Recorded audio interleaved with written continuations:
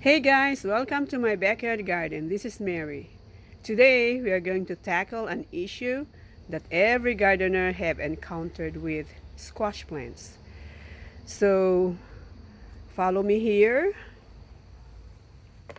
This is what I'm talking about. See this? This is an infected squash roots. See that? I didn't even notice this one until now because it was covered with leaves.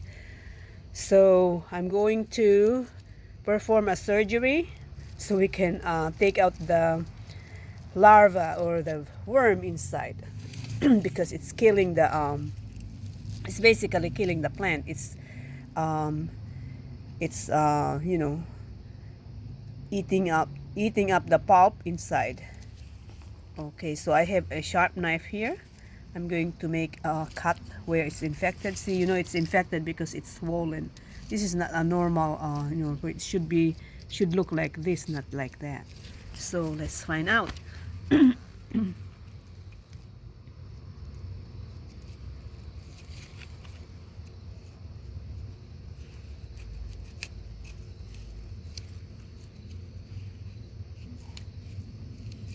It's very soft inside. Let's see. Come on, show yourself. Okay. It's very soft. Should be inside. Where are you?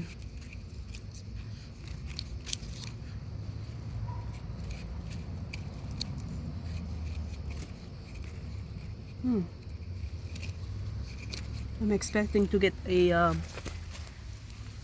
smote out a big larva. Let's see, maybe it's moved up down here. Okay. Where are you?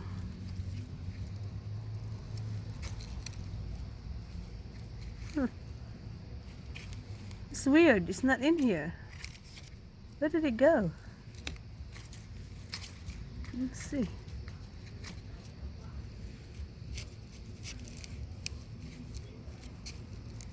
I cut the plant in half and I don't see it.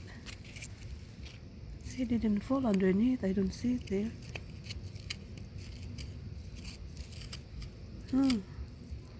Maybe it left the plant. Yeah, I don't see it. So this one, this is buff. This is puzzling me because it looks like it has a big worm, but I don't see any. See how I cut the whole thing and there's nothing inside? This is weird. Okay, so anyway, I'm going to fix the cut by putting some garden soil in there. That's what I do usually after I take out the larva. I would cover the cut with garden soil, and it would heal that way, And even if this die, look at this. Even if this don't make it, even the root dies, this plant will not die. The whole plant will not die because I noticed that there's a root over here. See, this part rooted. See that root right there? Show you. Right there. See the root here? The white one right there? There. So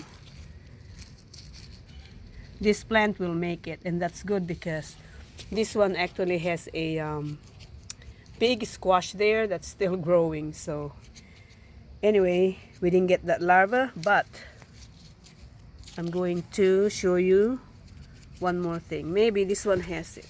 Okay, this one I performed surgery here before, look, and this one healed. So, and I don't know, it actually moved way up here again, and unfortunately killed the plants all the way down there. But I'm not worried because the one squash that it produced is already mature, and I can harvest that one. But anyway, I saw thing in here, look. So I know there is a worm inside here, because look at that one. See the dust that came out of the plant right there. So I'm going to cut it. Let's see. Okay, so with my sharp knife I'm going to make an incision right here, so we can hopefully get that worm out of there. Oh, see that? Ooh, it's a big worm. See that? See that larva right there? Oh, right there. See, it's moving. Oh my goodness, look at that. It's huge. Show you. There is the culprit. So when you see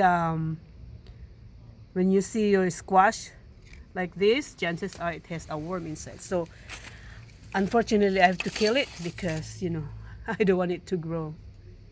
And these ones,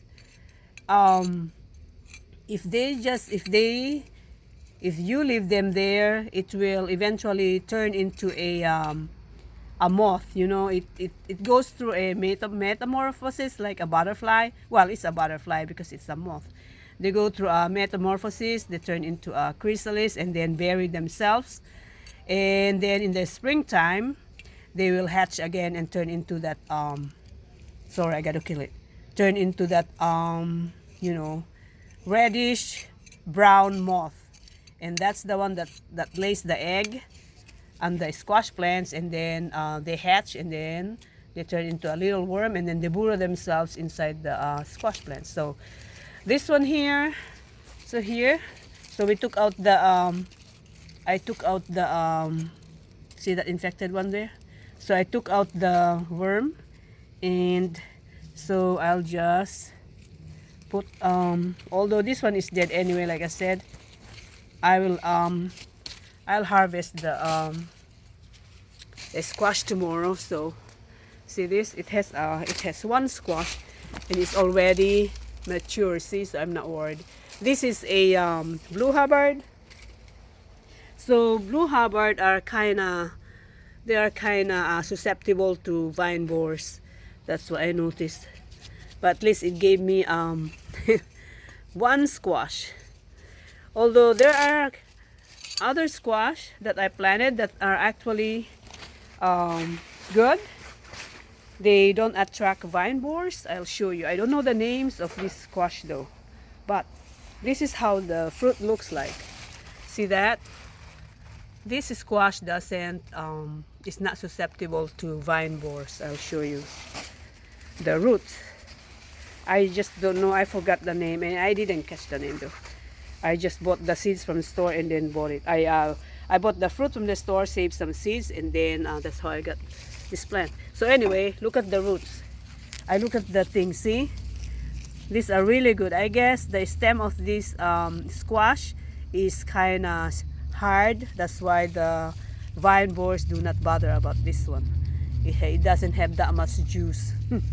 Same thing with this. These are good ones. So, and I'll show you the fruit of this one. It's the same thing with that, although this one is kind of young. So just give you an idea. This one, see? And then on the other side, let's go find out the roots of those two squash over there, because they are doing good.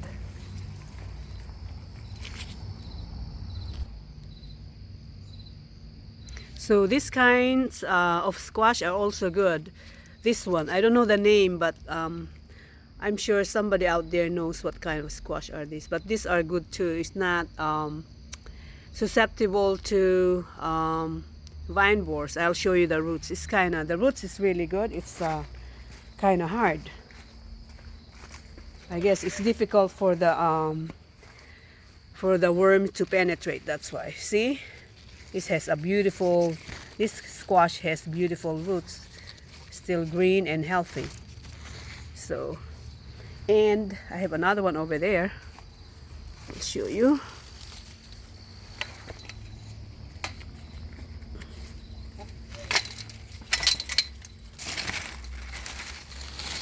This one here, this This one is a different one. This one has no spots. It's just plain like yellow. I don't know how to think. It's like you know, light yellow color. So that's the one. That's the fruit, and this is the root. I'll show you. There, it's really healthy. So I don't know the name of this squash, but definitely I'm going to when I harvest this one this week, I'm going to save some seeds, and I'm going to plant the same you know, squash, because I guess this is really good. It's not it doesn't attract the vine borers. Okay, I want to show you another one at the other side. This one here is another blue Hubbard, see? And I fixed this root before because I noticed the vine borers was inside, so I took out the worm and see this? I'll show you the cut. See? So I cut here before, and then I filled it with garden soil, and it did heal. So it was able to give me one squash. The weather this year is kind of, I guess, too dry, so it didn't really give me a lot of squash. Usually in the previous years, it will give me like 2 or 3 in one vine. This time it's just one squash in each vine, so in each plant. So I think that's what happened. It's kind of too dry this summer. So that's how I take care of the my squash every year. When I plant squash and I see some vine borers in there, that's how I do it. I perform a surgery.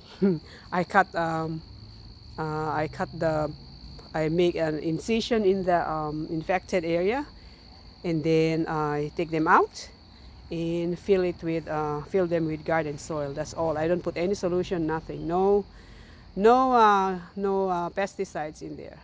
So thank you for watching. I hope I help someone out there take care of their plants. Unfortunately for me, it's the end of gardening, because in a week it's October. In a week, after a week, so it's almost it's gonna be fall in a few days here where I live. So garden is over. Once the frost fall, our garden is over, and so the squash, all these plants will soon wither. So I'll have to wait until next year, and maybe next year I will do my garden early, because this year I noticed that I did it I know that I did it late. I planted late because most of the peppers are still blooming, and those won't make it because it's already, like I said, it's almost, you know, the cold weather is here and it will be winter soon. So thank you for watching. I hope you guys learned something in this in my video. So until then, thank you. Bye bye.